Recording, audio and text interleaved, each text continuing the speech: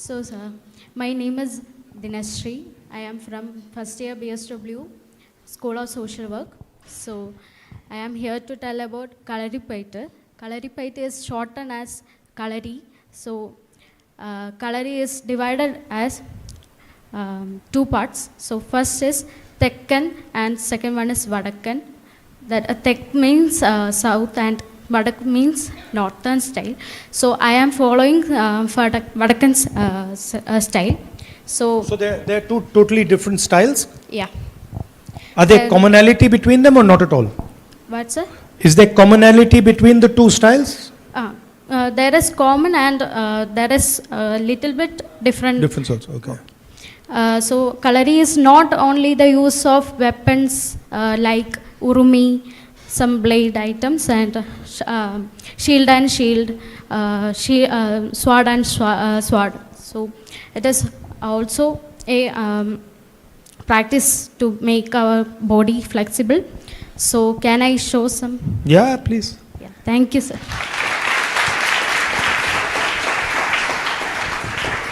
If you are interested, you also can. First, let me see what you're doing before Okay. you trick me into. So, sir, first I am showing Guru Vandana. So in Kalari, we are starting Guru seeks Guru's blessing. So, Right. Okay.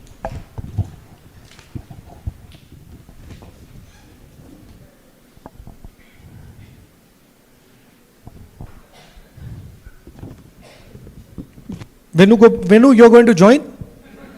Huh? Dean, you want to join?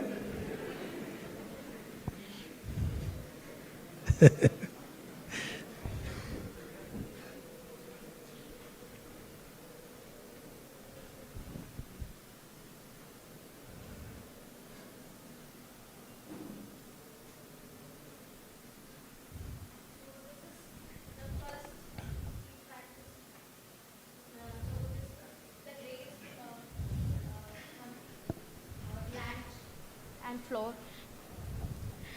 And then we then we seek our permission from our Guru. So, did you want to join with me? Do you want me to do that? Yeah. Well, I mean, but you know, I'm not going to do it alone. So, Dean, you also please come. Venu also come.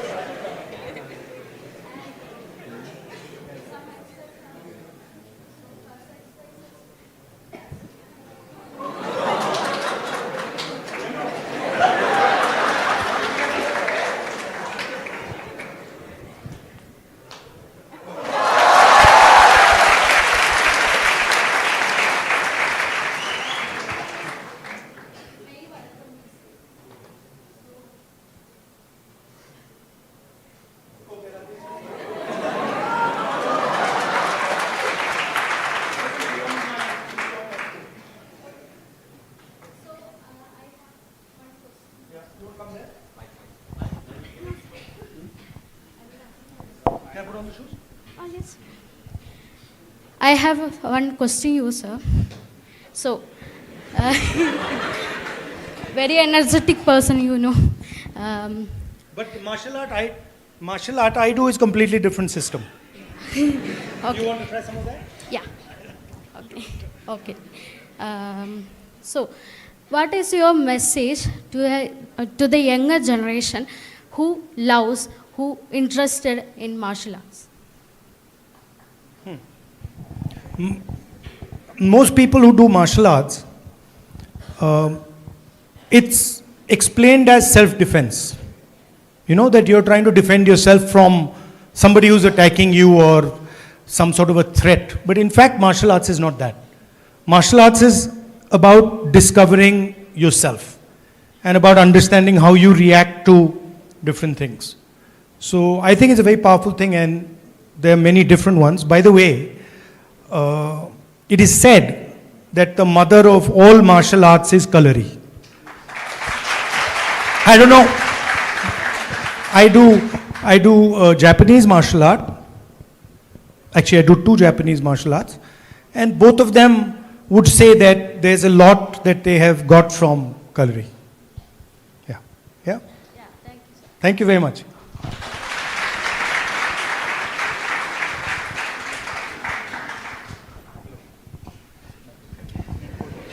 I hope you loved it.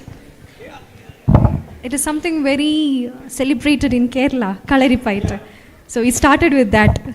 Yeah. But in Kalari, you need a lot of flexibility. Yes, of course. Yeah, so I'm not that flexible. No, you are. I'm not that much. No. In the martial art that I do, you don't need so much flexibility. But we were So she's very flexible. Yeah, love that you enjoyed. So next, can we go with the next question? Yeah, please. Yeah, please. So You're in charge. Yeah, I've given the in charge. Blank check, do whatever you want. Yes. So next, we'll go with Steffi. Steffi is here. Come on. Namaste, Rahulji. My name is Steffi Shaji, first year BSW student. Your flexibility is so good. My? Your flexibility is so good.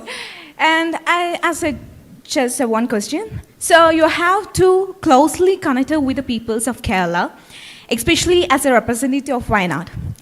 And what is your perception about Kerala and its people? And what role do you think the youth of Kerala can play the shaping of future in India?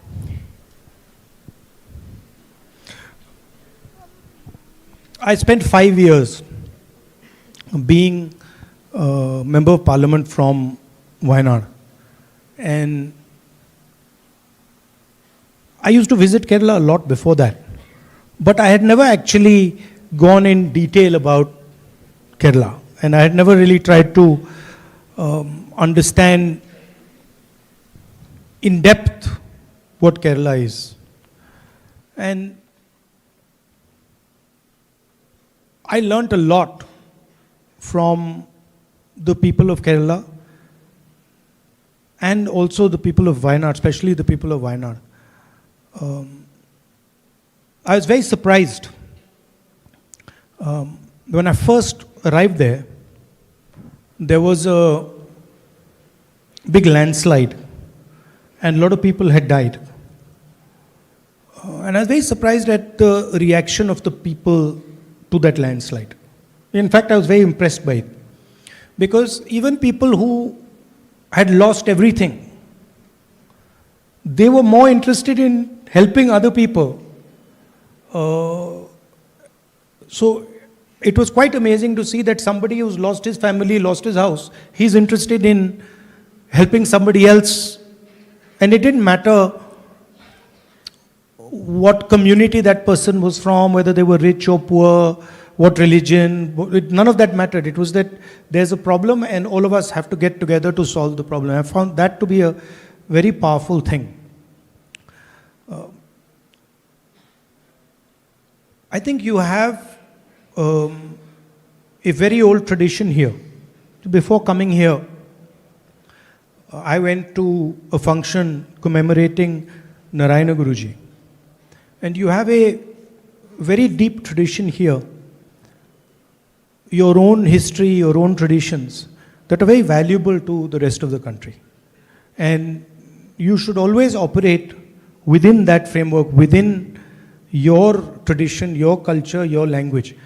There's a lot to learn from the outside world, but you must always be rooted to your own way of life, your own tradition. And then you can learn things from others. Of course, you people have made us very proud.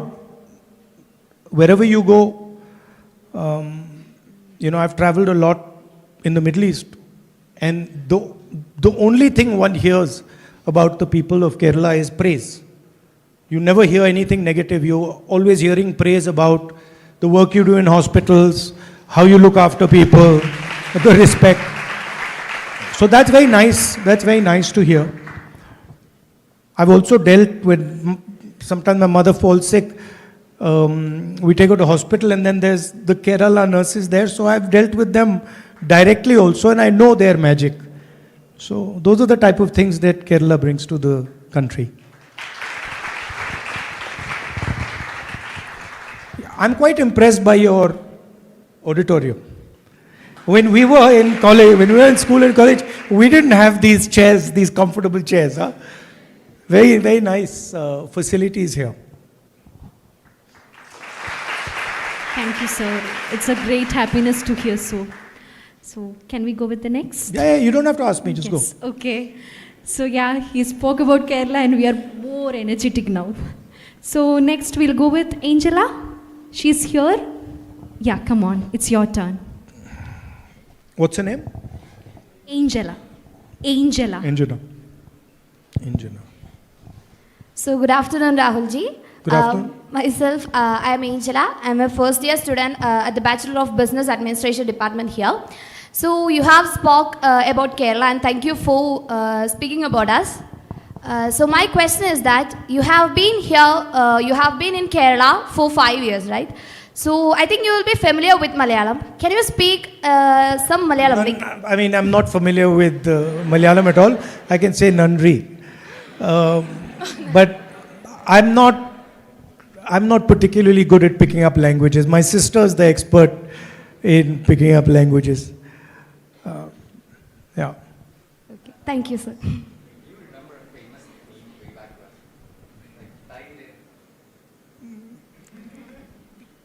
I don't know if you guys remember, but a few years before, there was a very famous clip involving Rahul Gandhi, and the clip was Taire. So in summation, he was in a village.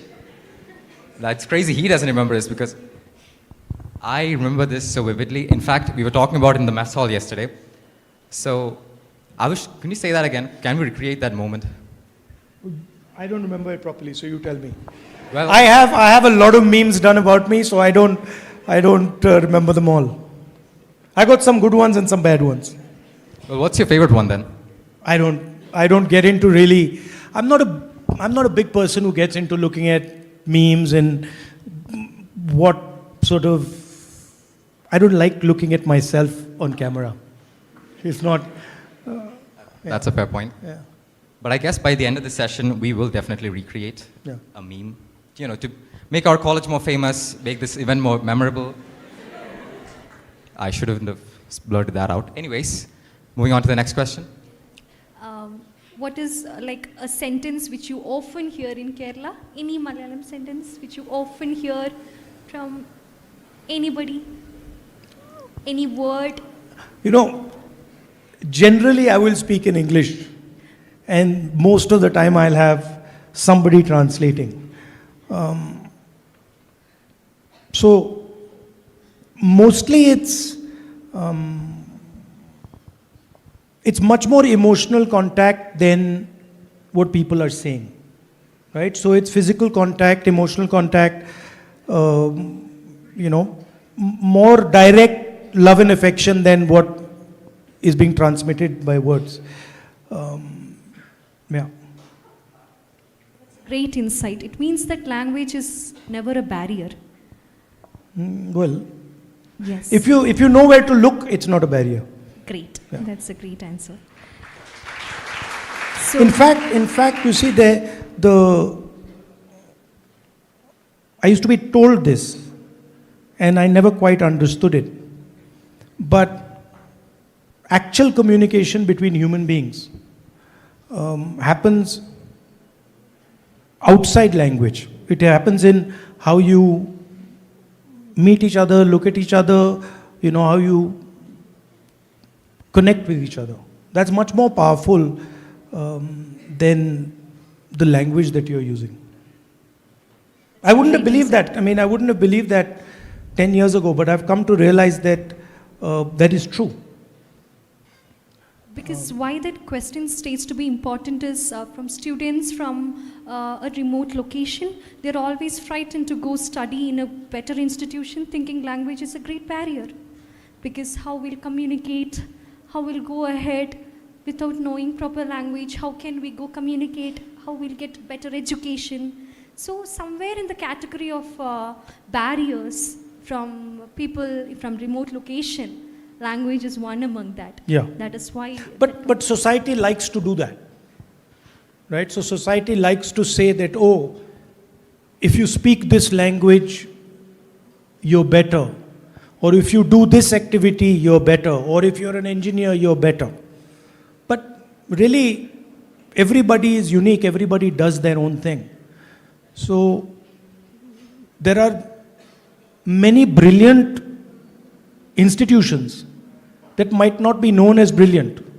And there might be some brilliant students sitting in institutions that are not that brilliant, but they're doing just fine. They're doing very well. And then there might be some not so brilliant students sitting in a brilliant institution and going nowhere. So I think it's much more important than where you're sitting is how you're responding and how you're thinking about what you're doing, But yes, you don't want a country where people are uncomfortable because they can't speak a language, or because they are speaking a particular language, or because they believe in something and they don't believe in something else. You want a nation where everybody is comfortable, everybody can aspire, everybody can want to do whatever they want to do. She wants to do cutlery, she should be allowed to do cutlery. Tomorrow if she says, I don't want to do cutlery and she wants to do something else, should be allowed. But in our country, there's quite a lot of rigidities. So society will say being an engineer is good. Nobody's actually experienced what being an engineer is like, but they've already decided that that's good. Being a doctor is excellent. Being a cook is not so good, according to our society. But if you're passionate about it, that's the best thing for you, right? So I'm a person who believes that all our students are unique. None of you in this room are the same, which means that you should have a unique path. You should be allowed to choose whatever you want to do. I'm not saying that, don't listen to anybody. You listen to everybody, and then in the end, you have to decide for yourself. If you like being a cook, you like being a runner, you like being a musician, you like dancing, you like doing cutlery, you should do it. Great insight. It will motivate a lot of students. No, because society is always telling you, there's a competition, you all have to compete, you all have to become engineers, you all have to become doctors, and then afterwards you're miserable. Because maybe you didn't want to become a doctor, maybe you wanted to play football, or maybe you wanted to do something else. So that pressure, you should resist that pressure. You should say, I'm an individual person, I'm going to make my decision what I want to do, with respect to everybody. But if I'm passionate about that, then I want to do that. Great, thank you. Yeah, give a big hands because that will motivate a lot of us, obviously. But you agree with what I'm saying? Yes. You agree with it, right? How many of you feel that you're forced to do things from a job perspective that you may not want to do? Right? You don't have to be shy. Lift it properly. Yeah. So there are people. There you are. Yeah. Yeah, so that's a great insight. See, they are picking from that. It will be a big motivation actually. So because eventually you'll only be good at something that you like doing. If you don't like doing it, you will not be good at it. So it's much better to choose what you like doing and then do it. Exactly, Yeah. that is But, so much true. I have a question there, because even then, pursuing what you like, it's a privilege. In our country, let's say you're the only son, or let's say you're one of two children in your household. Maybe you're not so financially privileged. What if they need this child to do this job to live a dignified life? What if they don't have the freedom to go somewhere else, find out them, discover themselves? You know, have that freedom, have that safety net. Yeah, so even if, regardless of what you're doing, you still have the ability to engage in it in whichever way you want. You will decide that, right? So that freedom you will always have. And human beings, especially young human beings, are very, very imaginative and very powerful, right? So obviously everybody operates in constraints. Person who maybe doesn't have electricity in house, you might say, well, you know, he doesn't have electricity in his house, so he can't possibly study. How's he going to compete with somebody who has electricity in his house? But no, there are millions of people who are like, no, actually, I don't have electricity in my house. I'll still study. I'll use a candle to study. So I don't undermine human capability, right? Of course, there are constraints, and you work with constraints, and some people work with a lot more constraints than other people, right? I was half joking when I said, this is a wonderful auditorium. In my mind, I was also thinking, wow, there are many, many kids in this country who would never be able to sit on a seat like this, right? Wouldn't have the institution to give them this auditorium. So it's our duty as people who work to build the country to make sure that those people have this type of an opportunity. So moving to the next question, it's Jacqueline. Yep.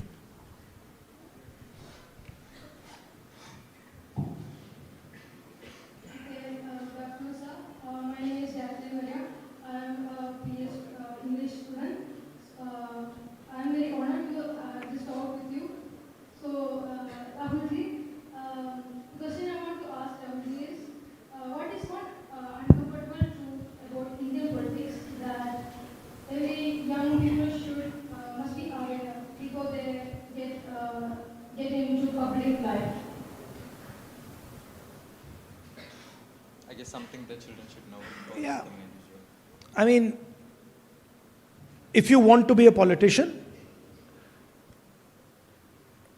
it's an unpleasant job. It's not a pleasant job. If you want to do it seriously, and if you have certain value system, it's a very difficult job. So you should only do it if you're serious about it, and be ready that you're going to suffer quite a lot and get beaten up and pushed around. If you're doing it for the right reason. If you're doing it for the wrong reason, then it's easy. Then there's no problem. So that's the decision you have to make. Am I doing it for myself? Am I doing it for benefiting myself? Then you have one other path. And then you say, am I doing it to benefit or defend certain ideas or certain values? Then the path is completely different. One is unpleasant, difficult path, but you learn a lot and you're actually quite useful. The other one, easy path. You might not learn that much. Maybe you'll have a big house, a lot of money.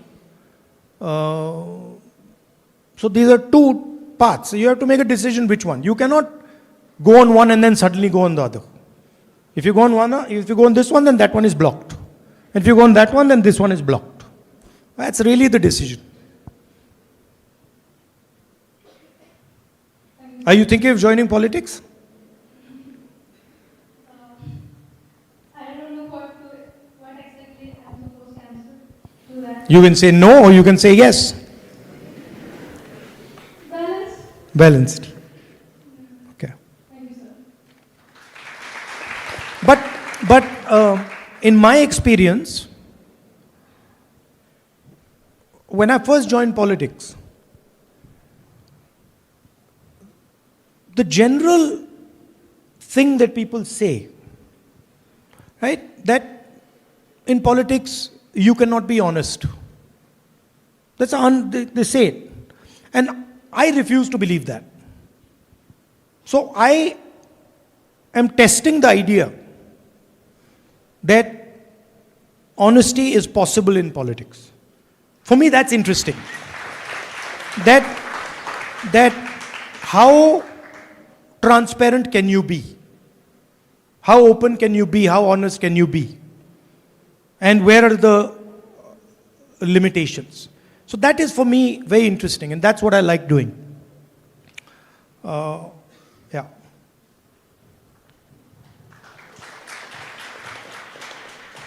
Because there are many young minds who really want to continue politics with their job, their further education and everything.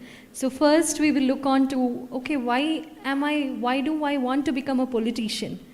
So first question for a youngster would be that. The answer would be the social service. But one point will put them down from going into the politics. And that is one thing. See, first you have to make the distinction between actively being a politician and being in politics. They're two different things. Right? So for example, the young lady who came and she did the Kalari demonstration. This was a political act. A very political act, correct? She's not a politician.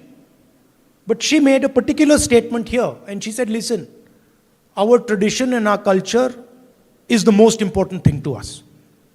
That's what you said. Otherwise she would have, I don't know, sold lemonade or something. Right? So she came and she said, this is my tradition, this is my culture, and this is what I'm going to do. The first thing that we are going to do in this function, that's a political act. So you don't have to be a politician to do political acts. Somebody is beating up a woman on the side of the road. You don't know her. You look away and you walk off. That's not a political act. You stop and you say, hey, what are you doing? That's a political act. Right? So, you don't even have to be a politician to do political action. There are many examples of it. There's a young fellow who came and met me recently who saved an older Muslim gentleman. Right? These people were attacking the Muslim gentleman in Uttarakhand and he saved them. He's not a politician. But that's a fantastic political act. That I will not allow you to do this in my country. Right? So you have to start thinking not just that I'm a politician. You have to start thinking, okay, am I acting politically? This is a completely different thing. And everybody can act politically. In fact, you act politically all the time in your life. You see somebody getting bullied for no reason, or you see a poor person being treated badly, you can just look the other way and walk off and say, not my business, not a political act. Or you can say, wait a minute, why did you do that? That's a political act.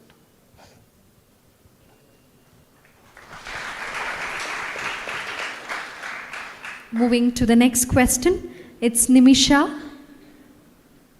Yeah, Nimisha, it's your turn for putting forward your question. Hi Rahulji, my name is Nimisha Helen. I am from Media Studies Department, first year student. Actually, I am coming from Thiruvananthapuram.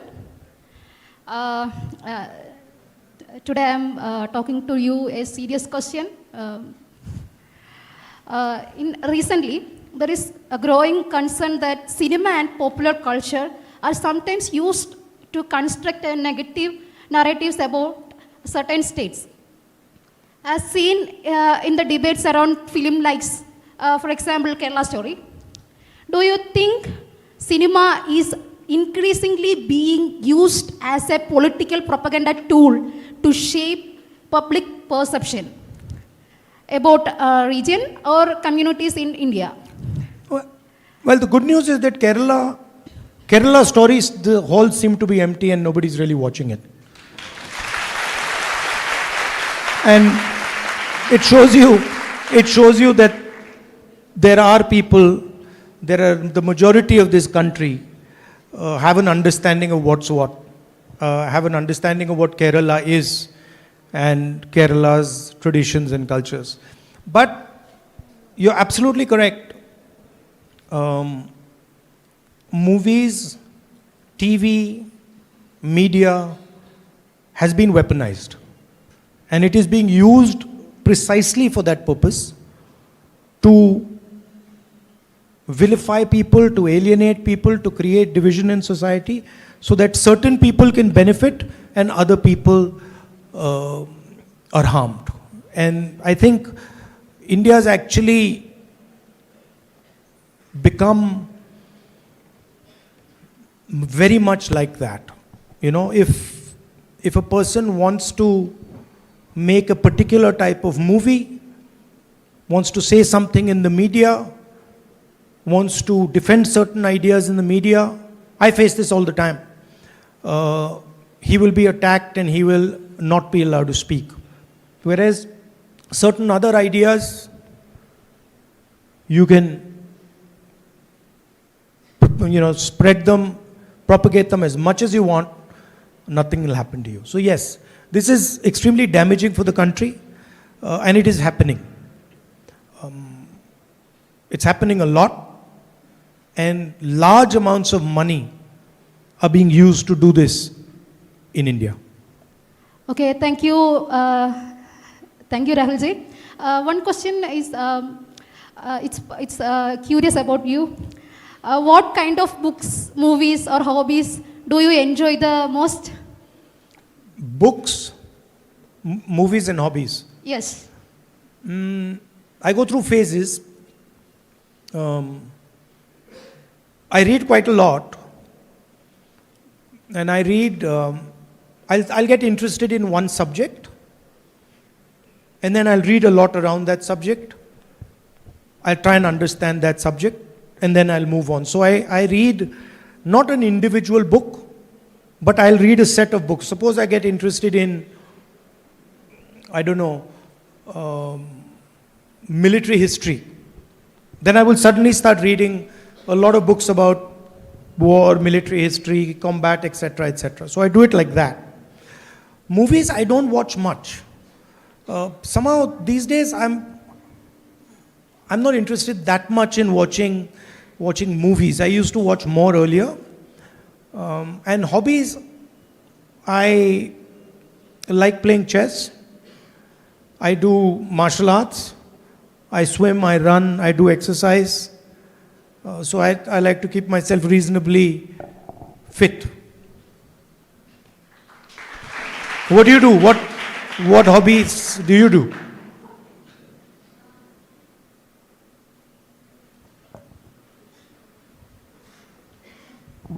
I like crafting, photography, reading. Okay, I do a little bit of photography. Actually, now that I thought about it, I think one of my hobbies is understanding people. Like I listen carefully, and I like to listen carefully to what they're saying, try to understand what exactly is disturbing them. So I listen now much more carefully and accurately than I used to listen. Earlier I was like, okay, this is what I think I'm going to tell you. Now I'm like, that's not so important. What is important is, what are you trying to say? Why are you saying it like that? Like, for example, you said, I'll ask you a serious question. Then I'm waiting for the non-serious question.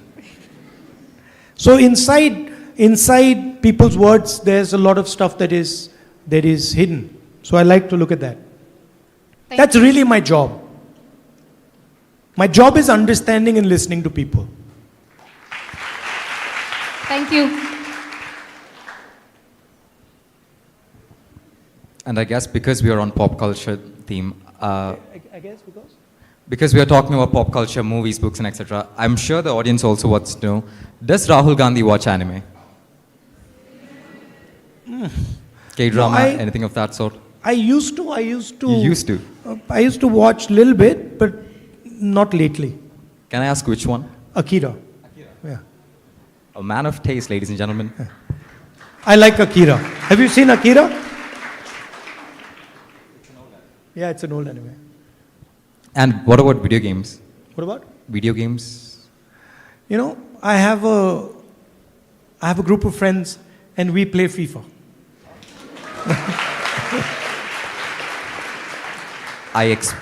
I guess no one saw that coming. Yeah, Rahul yeah, we Gandhi play playing FIFA. We have a very competitive FIFA game. 2-on-2. Yeah. So what really interested you when you were a teenager, when you were our age? Okay, you're now an individual, you're, I guess, in your middle ages right now. So what were you interested in when you were young? I was just curious. I want to know why things are like this and not like that. And I would never take an answer at face value. So if I asked you something and you answered it and I wasn't happy, then I'd say, no. Tell me, explain why. So in school, I used to get into a lot of trouble. You know, the physics teacher would put a theorem up and I'd say, but why is that like that? And she'd like, no, you remember it. And I'm like, no, you tell me first, why is that like that? So I used to have that type of altercation. Then I was always into some sport or the other. So in school and college, I used to play football. Then I used to box. Then a lot of running and swimming, triathlon. So I was always doing something physical as well. Yeah. Does cooking ever excite you? Yeah, I know how to cook. I'm good at cooking. Well, I would say I'm good at it. My sister's better, but I'm reasonable. Okay. Would you say you cook to live, or are you like exceptionally good, like high level? Could you be biryani, butter chicken, things of that nature? Or like, okay, I won't starve to death. No, I don't. Look, when I was working in London, I was cooking for myself, right? So that's where I learned. Select things I can do very well, but not such a broad list of things, right? So what I like, I can do, you know, and I can do it pretty well. Yeah, food habits, I'm more non-vegetarian than vegetarian. I mean, of course, you don't have to say that in Kerala. Yeah. And could you name one dish as your last meal? What would your last meal be? Last meal? Or favorite dish? No, I'm not, anything. Anything. It shouldn't be Karela, which I don't like, and it shouldn't be spinach, and it shouldn't be peas. Otherwise, you can give me anything I want. Okay. Yeah. Okay, so moving to the next, it is Gana Shyam. Yeah, it's your turn for putting forward your question. Hi, Rahulji. So, my name is Gana Shyam. I'm from first year MCOM student. So, I'm really happy to see you and speak with you. So, I would like to ask, so we all know India is progressing rapidly in areas like AI, then digital innovation and space technology. But still, our education syllabus often remains outdated. So, what reforms would you propose to regularly update our syllabus and align India's education system with emerging technologies and to meet the global standards? You know, right now, our education system, particularly our higher education system, and I don't mean you here, is under ideological attack. So a particular ideology is being imposed on the education system, and if you look at all our vice chancellors in our universities, large numbers of them are being made vice chancellors simply because they belong to the RSS and subscribe to a particular ideology. So there is a ideological pressure that is coming on the education system. And that's the first thing that has to be stopped, because an education system, especially in a country like India, must not be limited to one particular way of looking at things. And particularly, it shouldn't be limited to the RSS view, the divisive view that the RSS has. So that's the first thing I would say. The second thing is, actually India is not successful at AI. This is something you have to understand. There are two players in the AI game. The first is the United States, and the second is China. India, unfortunately, whether it is in robotics or in AI or in modern technology, is not really a major player. Certainly not when compared to the United States or the Chinese. And you could see in the AI summit itself, there was a Chinese robot masquerading as an Indian robot, right? Now, people who actually understand these things know them. If you want to be powerful at AI, you have to control your own data. That's the simple thing. The Americans are powerful at AI, are good at AI, because they have access to global data. When you send a WhatsApp, do you guys use WhatsApp? Who do you think controls the data? Meta. India doesn't control the data. The United States controls the data, right? Pretty much any information that is moving on India's communication system, on our phones, is owned and controlled by the United States. That's not the case with China. China owns its own data. There's no WhatsApp in China. So if you want to actually become a serious player in AI, the first thing you have to do is you have to make sure that you have access and control of your data.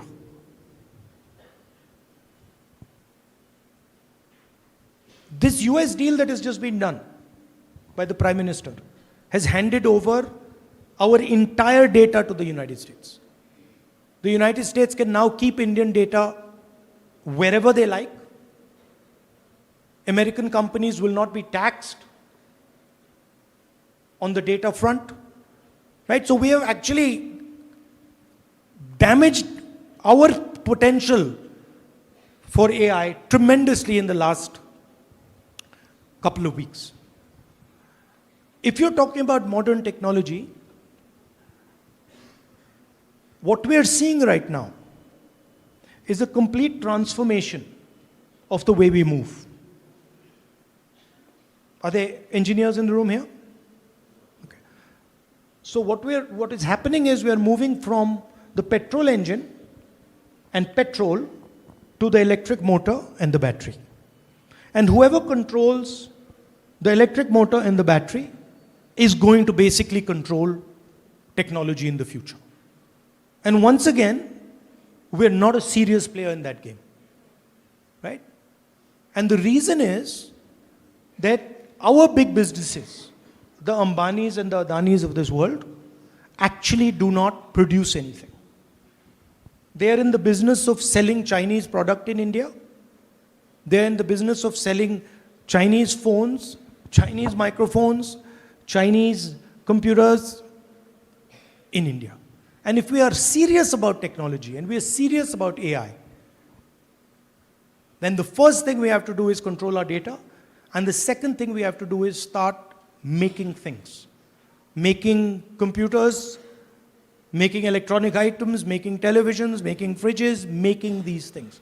Because technological advancement is going to come either from data or from manufacturing.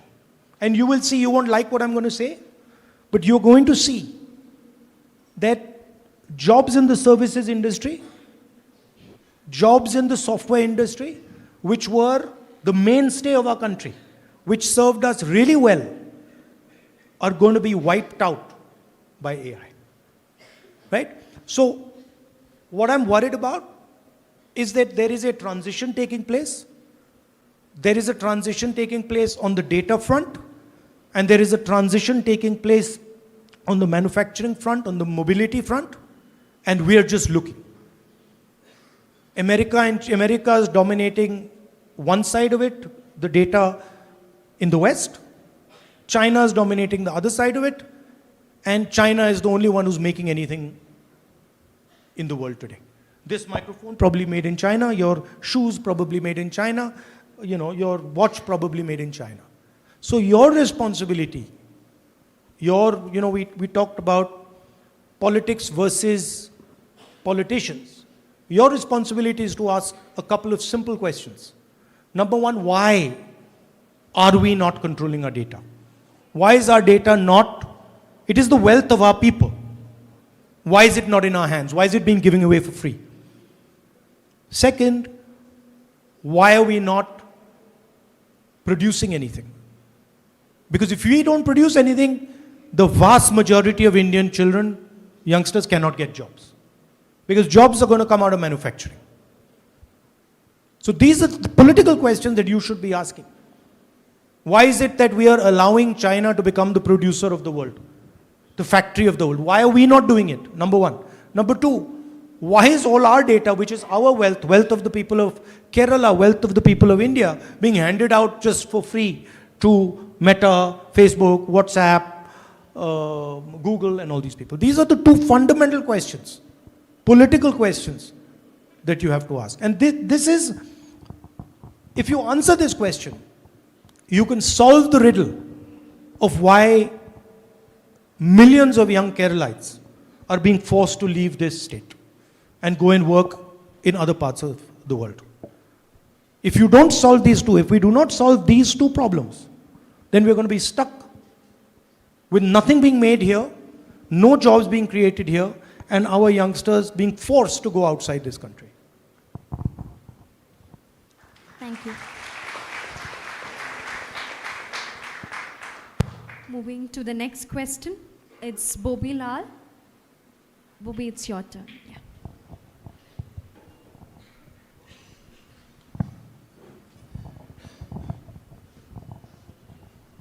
So before I begin, may I call you Cheta? Yeah. Well, first tell me what it means. Bhaiya, okay. Yeah. You can call me anything you want. Yes, we call Cheta to someone who is elder than us. Okay. And, my Cheta. name is, yes, Cheta. And what do you say to somebody who's younger? Anya. Anya. Yes. Okay. Anya. And good afternoon, Cheta. My name is Bobilal. I am a first year BCom student. And it's one of my greatest privileges to ask you a question. And thank you for spending your most of the time with us. And moving towards the question, we are all aware of the war going on between Israel and Iran. Do you think this war could affect India adversely? Yeah. Hugely. How do you think it will? First of all, on the surface, it looks like a war between America, Israel, and Iran. It's actually a conflict between America, China, and Russia. That's the real players are America, China, and Russia. And the conflict is taking place in Iran, in Ukraine, and in other places. But the real conflict, the big conflict, is that we have a superpower called the United States, and we have a challenger called China. And the United States is trying to make sure it remains the superpower, and China is slowly advancing closer and closer to the United States. So that's the broader picture. The Middle East is the center of energy production in the world. So pretty much all energy that is being utilized, or a huge chunk of it, is coming from the Middle East. Right? The cars that you're driving, the buses, the cars, most of it is coming from there. And that is now being constricted. The Strait of Hormuz is blocked. The Americans are attacking Iran. Iranians are attacking the American assets. But the story for the rest of the world is, you guys are fighting, but we are also going to pay the price. And how is India going to pay the price? Directly because of our energy reliance on the Middle East. Huge part of our oil comes from the Middle East. That is going to get very expensive. That is going to get disrupted. Prices in India are going to rise. Fuel in India is going to become more expensive. Economic growth in India is going to slow down. And so we have to be very careful about what we do. And by the way, this is not only about the Iran-Israel-America conflict. This is the world we are now moving into.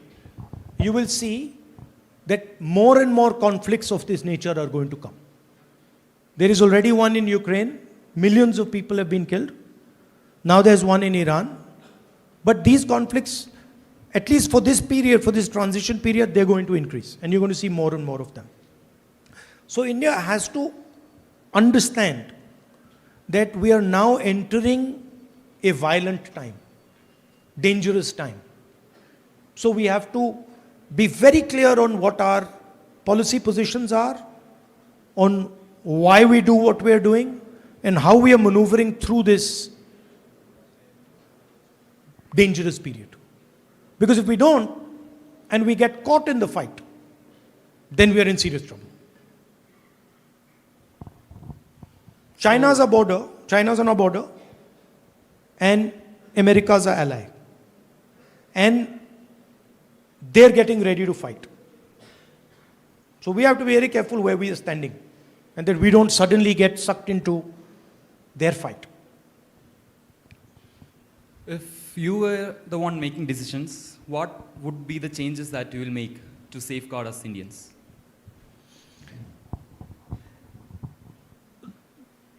The single most important thing for any country is to know what its strength is. And because it's your strength that protects you, right? So India's strengths are very clear. India's strength is harmony in diversity.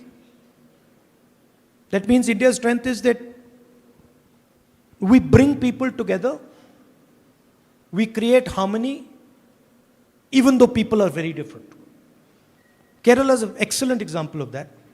You are extremely diverse, but you are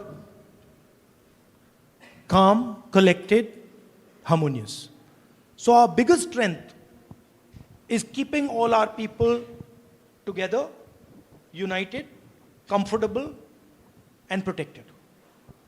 In the 21st century, something fantastic has happened, which never happened before. Which is that any information, regardless of what it is, suddenly has value. You send a WhatsApp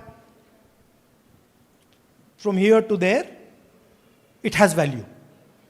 Automatically, right? Your medical history has value.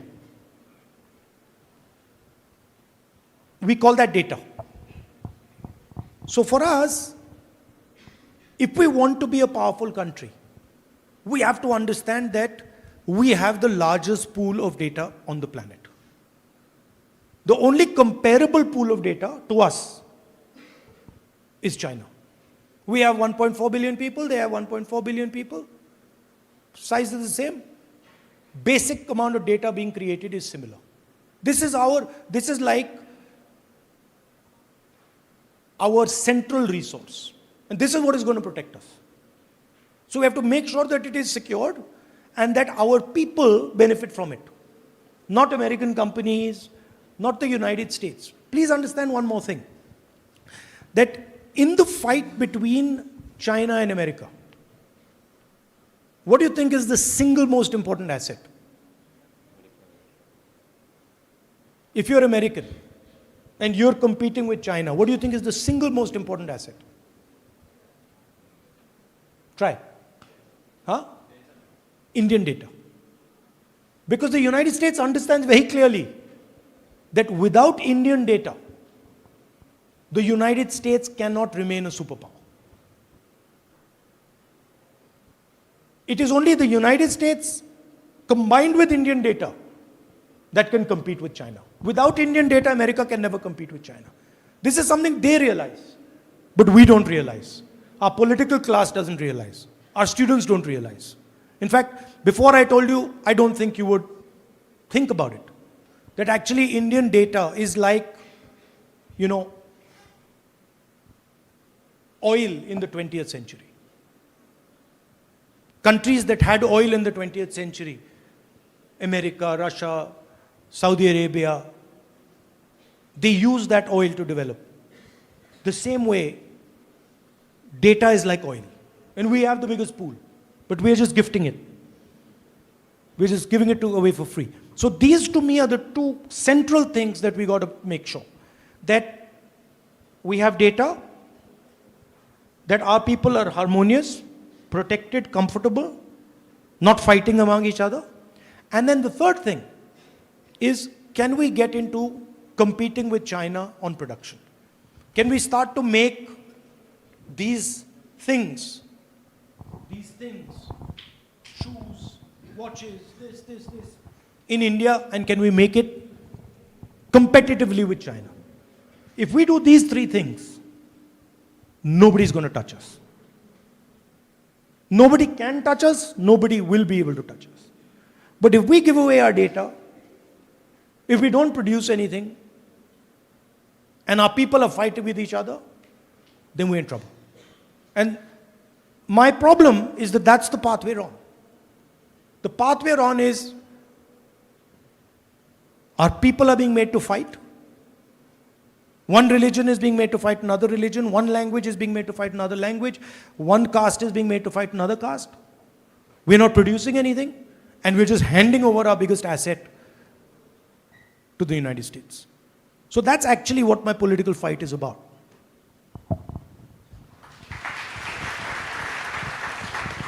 So that about rounds up our Q&A session.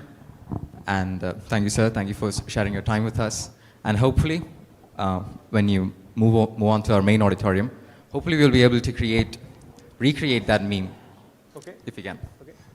So are we done? We have a vote of thanks and, of course, national anthem. So can I just say 2 words? Yes, please. Well, look, thank you. Thank you very much for inviting me here. It's an honor for me to come here. I really like chatting to you, talking to you. You're the future of this country. You don't quite understand it right now, but you're the people who are going to run this country.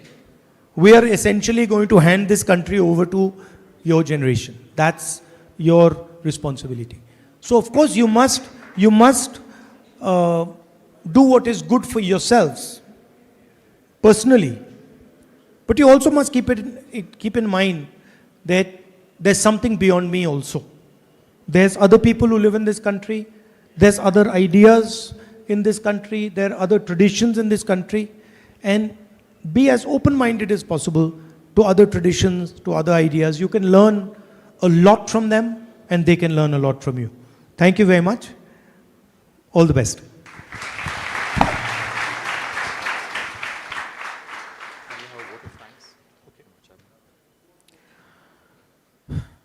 To formally conclude today's event, may I invite Ms. Ashita Chako, Chairperson MCSE, to deliver the vote of thanks.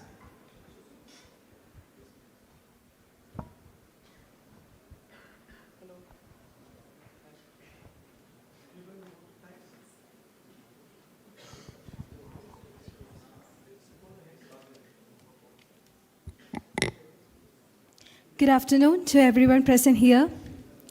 It's my privilege to stand before you and propose the vote of thanks on this special occasion as we conclude a meaningful and engaging interactive session with one of the prominent leaders of our nation.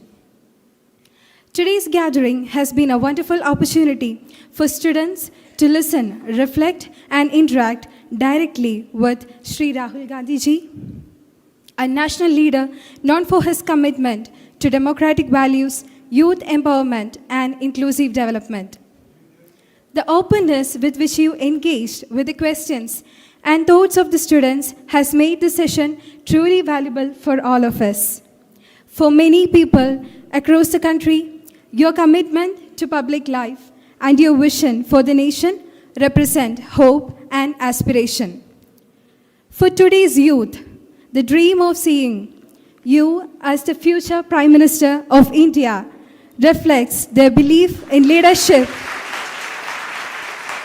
that listens, understands, guides the nation forward. Thank you, sir, for being with us here today.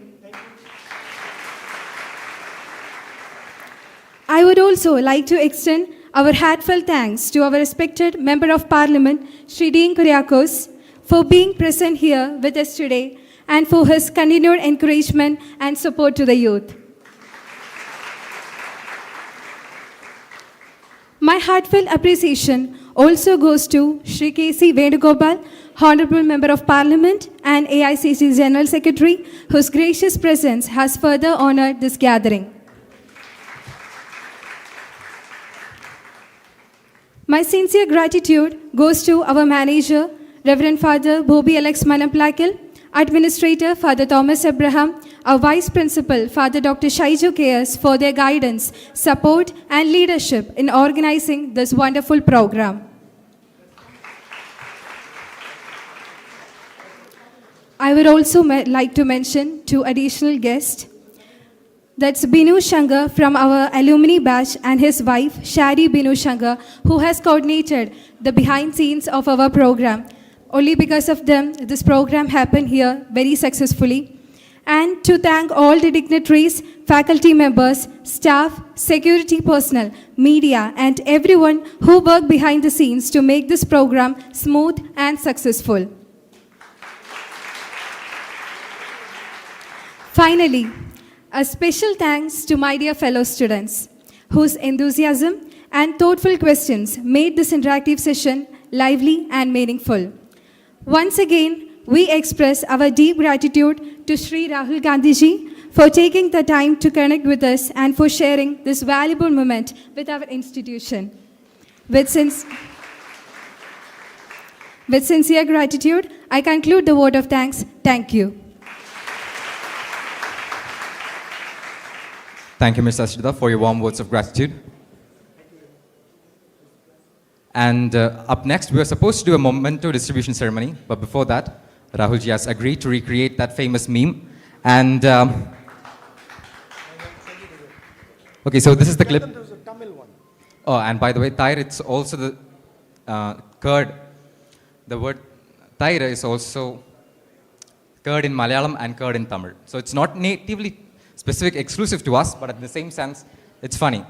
So this is the original clip. Okay, so what do you want me to say? You want me to say Tairi? Vengayam. Okay, Tairi. So what do you think? What do you want to, like, the word is Tairi. You're the person who has to do it. You tell me what I have to do. Okay, I guess we can do a short skit. I'm making buttermilk. To make buttermilk, what do I do? No, I need curd. I need curd. So I'll ask, yo man, where's the curd? Yo, Tairi. So you have to say, Tairi Ibade. Tairi Ibade. Ibade. Tairi Ibade. No, say it again. So the idea is, we'll do a small skit. I'm making buttermilk, and I'll ask you, hey Rahul, where's the buttermilk? Okay. So you'll tell me, Tairi Ibade. Tairi? Ibade. Okay, go ahead. Okay. Yo Rahul, where's the buttermilk? Tairi Ibade. Was that accurate? That was accurate. Thank you. It was so interesting. And one small thing. We have the college administrator, Thomas Thomas Abraham. Abraham. So to present a momentum on behalf of the college as their token of love to Rahul Gandhi ji. Please, Father.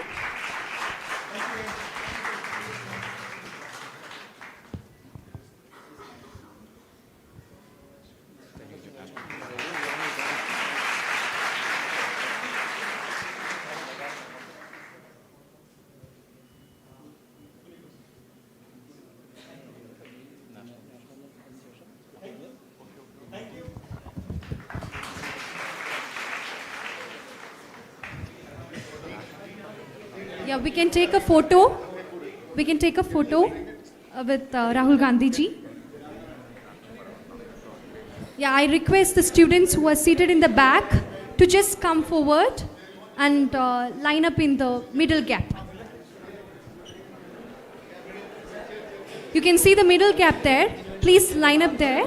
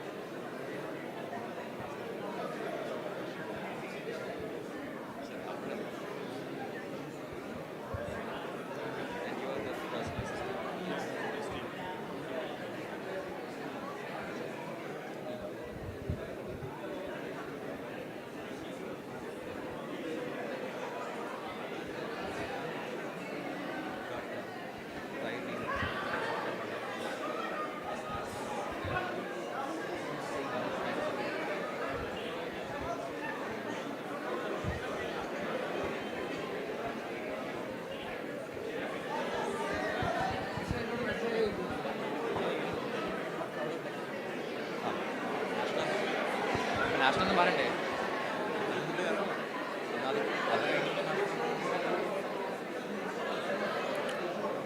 National announce